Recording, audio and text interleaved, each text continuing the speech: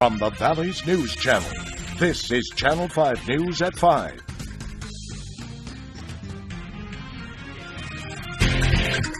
Channel 5 News continues to track an incident at Rosendo Benavides Elementary School. Yeah, parents there just received a letter from La Jolla ISD.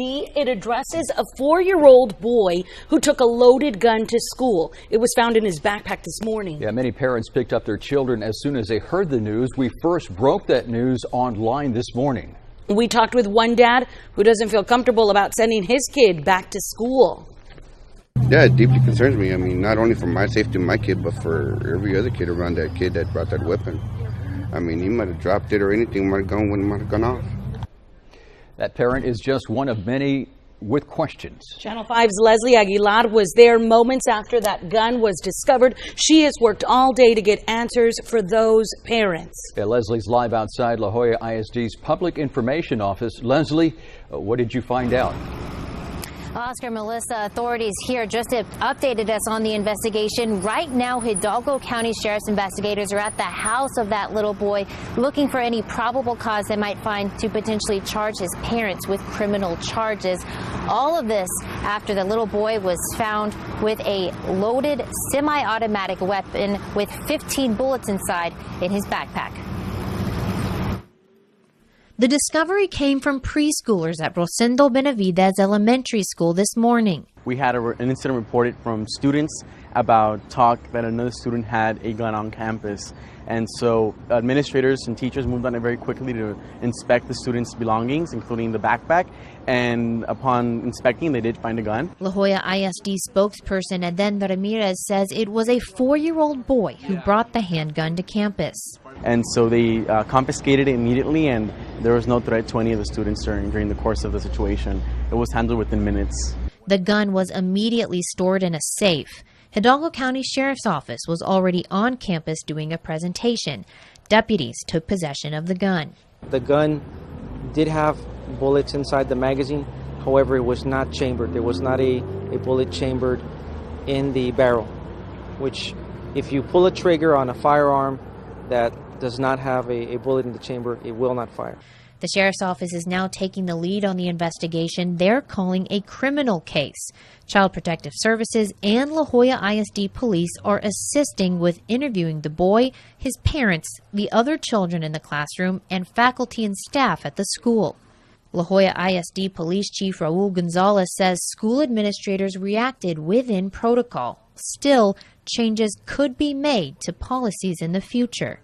You know, we are going to learn from this, and we're going to make some recommendations. And but the most important thing is that the staff did what they needed to do. As for the little boy's parents, it's unclear what repercussions they could face. We know some of the family members, and they're good people, very supportive of the school, very supportive of the children, very supportive of the community. The campus administration and the district administration are going to get together and review this case and look at the totality of the circumstances and what was the intent of the young boy, and then make some recommendations of what they want to do in regards to consequences. The district, the sheriff's office, and police all agree the case could have ended up much worse. Now, school officials say they did send letters home in English and Spanish to parents telling them what happened. The district says they will have crisis counselors on the campus tomorrow for any students who feel uneasy about what happened. Now, the little boy is suspended and as the investigation continues. For now, live in La Jolla, Leslie Aguilar, Channel 5 News at 5.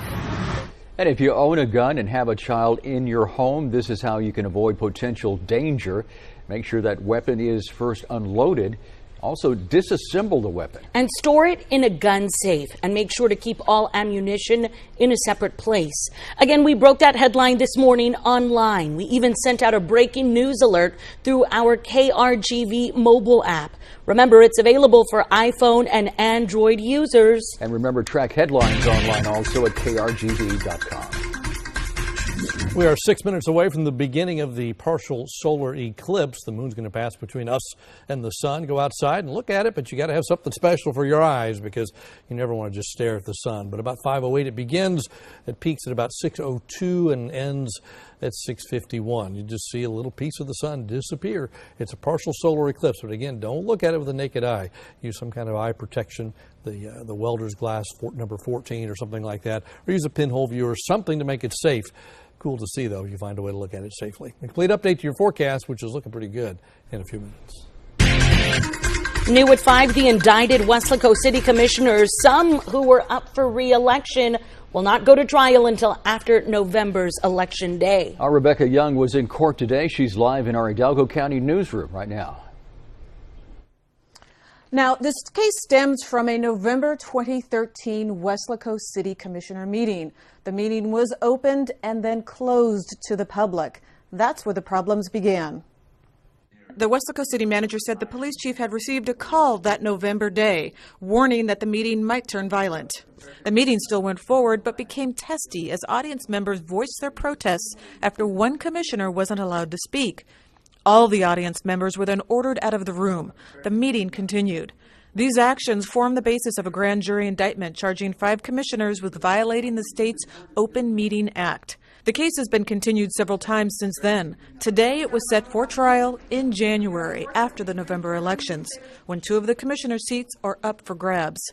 One defense attorney in the case says the case is politically motivated. If you look at the law, you look at what happened, there is no violation. We still stand firm that this was a political retaliation by the current DA, that there was no violation of the Open Meetings Act.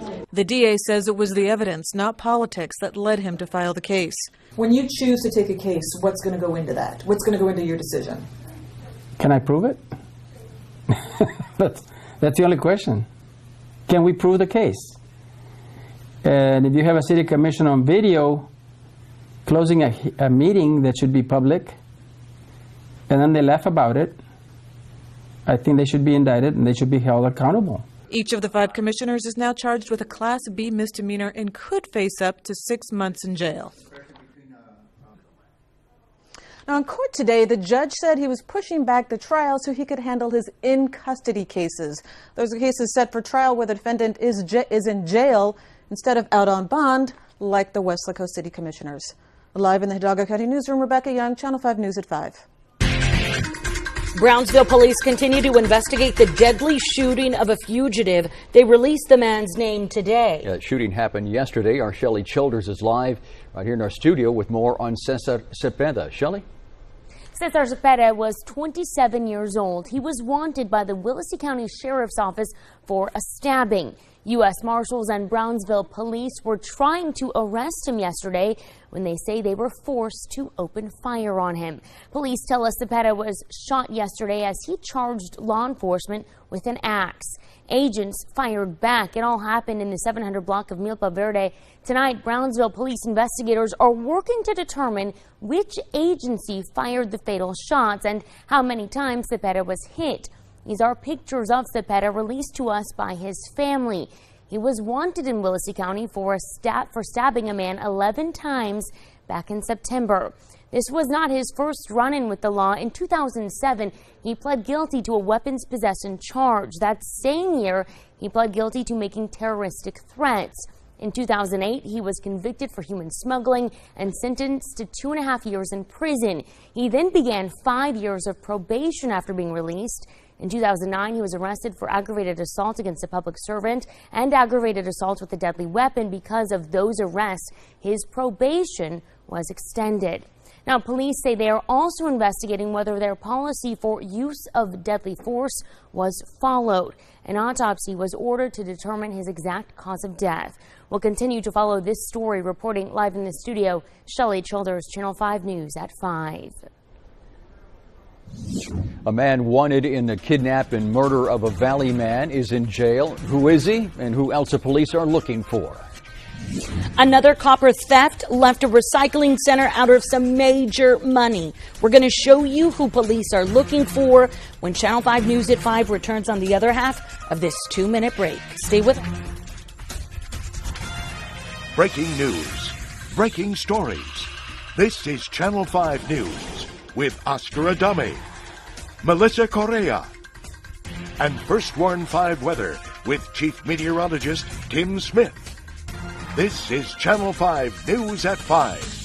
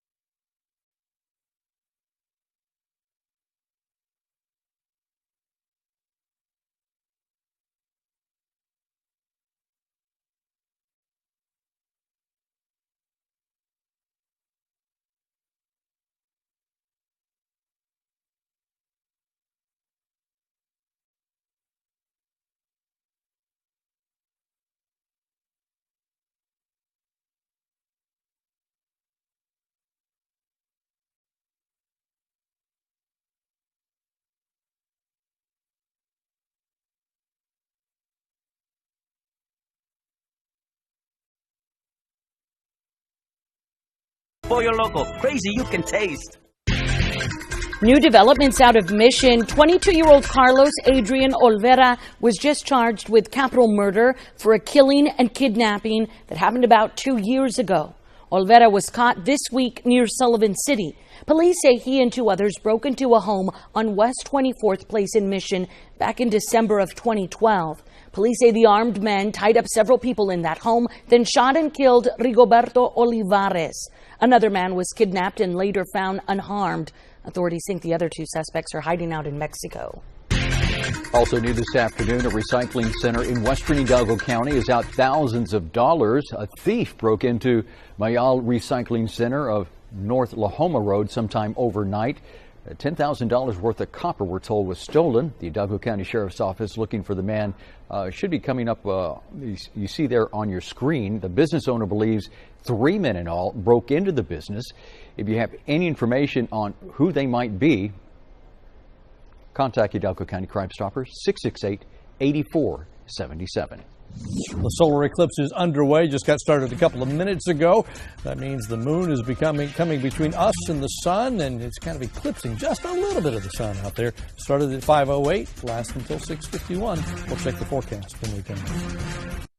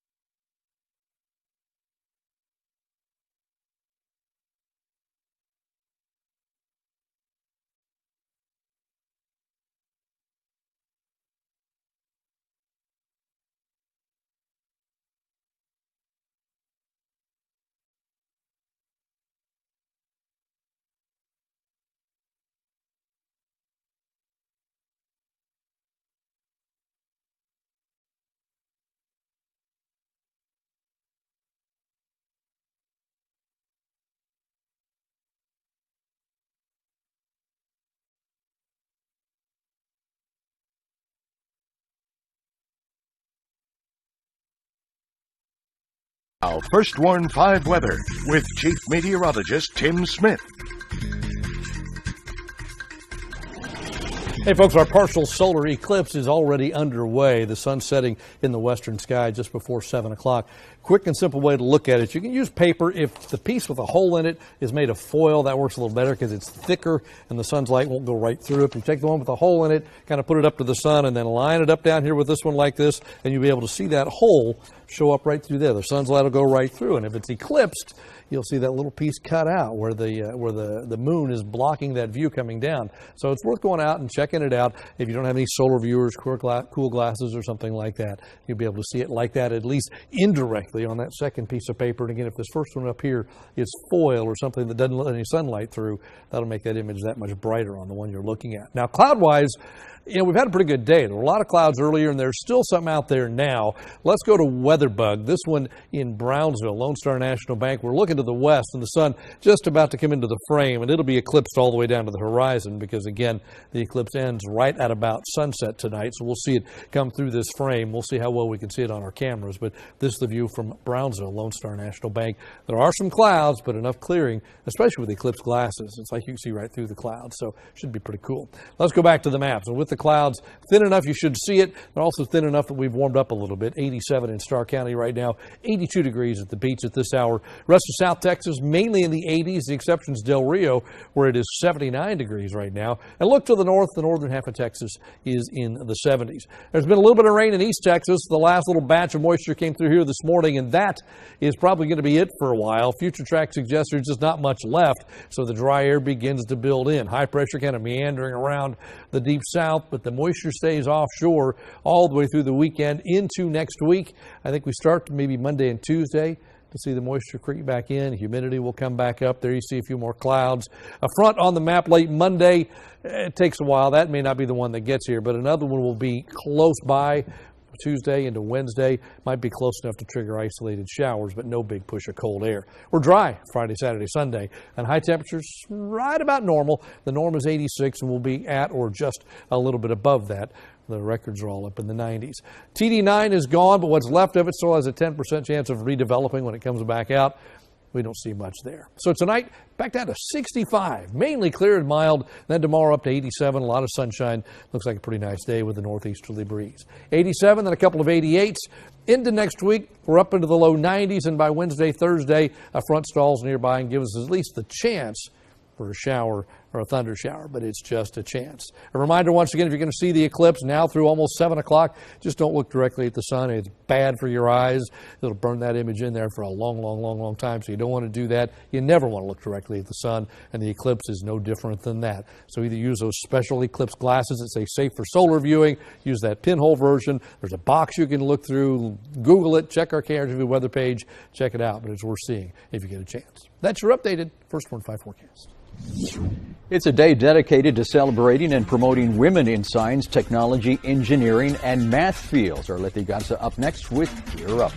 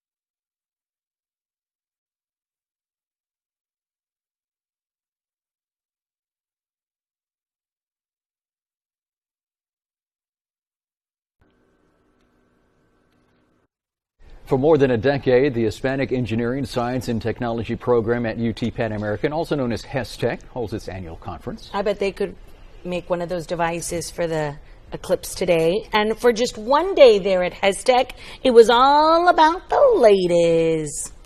Here's Leti Garza with this week's Gear Up. Talk to the hand. You are provided with so many opportunities through Gear Up. Latina Day at HESTEC at UTPA in Edinburgh is special. It's a day set aside to bring mothers and daughters together to learn all about opportunities available for young Hispanic girls in the fields of engineering and science. We caught up with the Silva girls, a very close mother-daughter team.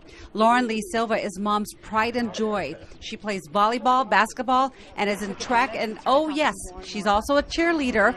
Mom is proud of all of that, but this Gear Up student is looking into going into a career that was at one time exclusive to men. Well, first of all, I get to spend time with my mom. Basically, I was in the medical field. That's where I was set, and now I think I want to be in engineering. Lauren tells us this isn't her first rodeo at HESTEC, and that's good because these events have helped her set some life-changing goals. First time, it was the year before. They started saying that, and I was just like, nah. And now that they said it more, explained it more, now I'm considering it as my career. Deciding to become an engineer is music to Mom's ears. In fact, Mom's eyes welled up with tears of joy when she talked about her daughter's future goals. I think it's exciting to know that she is thinking about going to college. I know that there's a lot of obstacles to get there, but I think we're reaching them one step at a time. I think it's just we get emotional because, like every mom out there, we want the best for our children.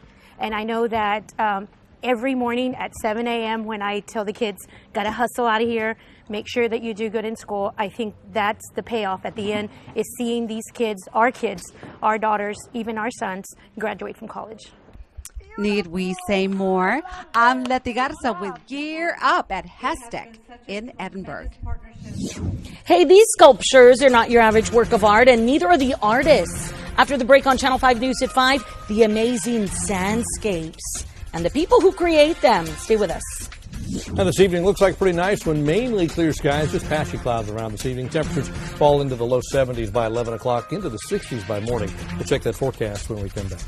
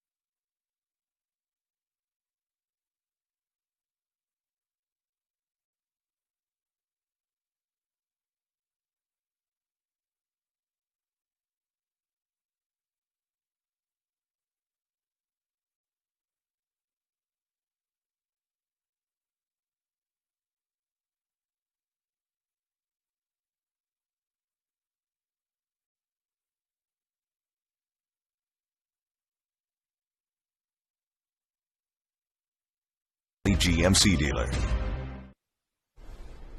Using nothing but sand and water, some artists created sculptures right before your very eyes. In today's Con Mi Gente, Rick Diaz shows us the unique world of sand artistry.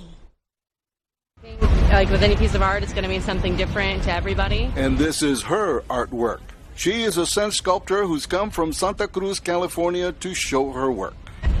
I mean, for me, the piece was primarily about self-confidence, self-love, and wholeness. Like a giant jigsaw puzzle, people come from far and near just to see and marvel at their work. I'm the local. I'm the old man of sand sculpting down here. I taught all these kids how to do it. He goes by the name of Amazing Walter, and he estimates he's been playing in the sand for about 35 years. His talent has taken him to competitions all over the world, and he knows all the secrets. I'm spraying a little bit of glue on it right now so it won't be too dried out when I get back and down on the ground. This is legal. Spraying off the clock, we call it.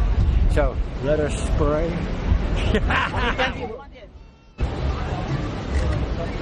We took a lesson for building sandcastles around 2 days ago. The pros share with those up and coming. It's pretty fun, and it's also really hard because you have to use the forms, and we decided to use roofing paper that we used from the last time we fixed our roof. Whatever it takes, but there is never a question that it takes talent to build one of these. It takes attention to detail, and your work is constantly under review. I've never won first place, but I've won second place and third place several times, and people's choice often, but that may be because I have too many friends here. That's probably not fair, you know. And after all that work, you always know the Gulf waters can easily sweep your art away. You learn not to attach yourself to them. You just turn them loose and move along. There'll be another one tomorrow.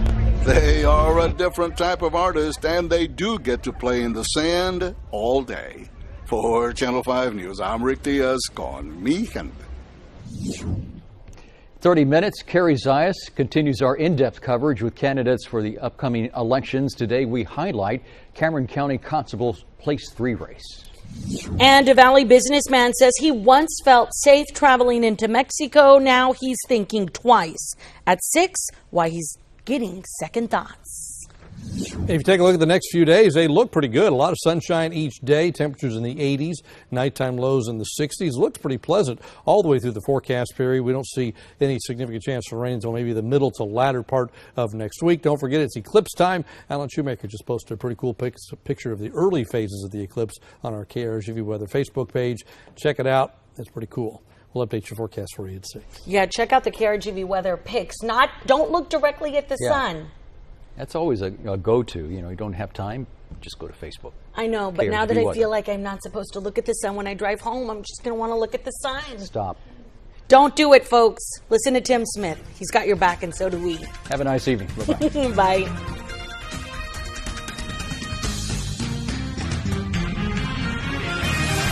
Closed captioning brought to you by Channel 5 and Clark Chevrolet McAllen. Shop your truck headquarters at Bert Ogden and choose from more than 100 2015 Tahoes, and you